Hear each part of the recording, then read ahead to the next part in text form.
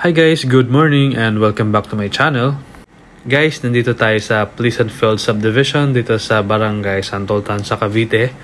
At itutur ko kayo sa isa sa mga model units natin dito sa Pleasant Fields. By the way guys, Pleasant Fields is an American-inspired community na nag-o-offer ng convenience and security sa ating mga homeowners, and also, it's a low-crowded community. Kaya, welcome to Pleasant Fields!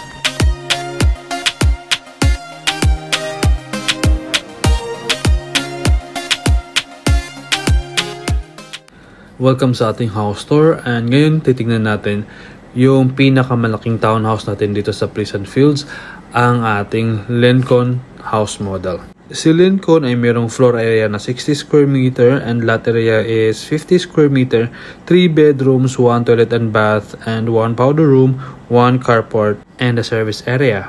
At ito ang ating malawak na carport, kasi dyan yung mga malalaking SUV, at ang maganda dyan ay half covered na siya. So pwede mo naman siyang extension para fully covered yung ating carport.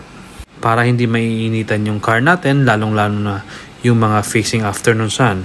Sa front porch naman natin ay naka-hardscape din yan. Titignan naman natin yung interior ng turnover natin. As turnover, yung flooring natin dito sa ground floor ay naka-tiles na yan. Pero sa second floor natin ay naka-plain cement lang yan. And this is our living area, kitchen area, and dining area. Malaki din yung mga bintana natin dito para sa mas magandang air circulation. This is our powder room, lalong-lalo na sa mga madalas may bisita. This will provide your guests a convenient place to use the toilet and wash their hands. And our service area naman guys, so malawak to for your laundry session.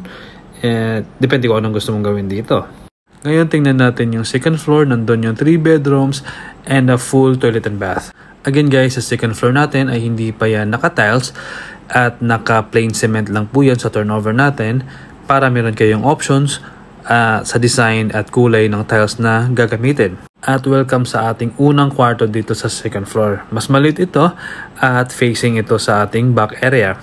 Kasyang-kasya dito yung single to double size bed at may space ka pa for cabinet and study table.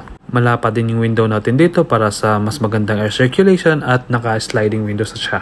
Next, ang pangalawang kwarto natin dito na may halos kasing sukat lang sa nauna, at ganoon din meron din siyang malawak na bintana para sa circulation din ng hangin.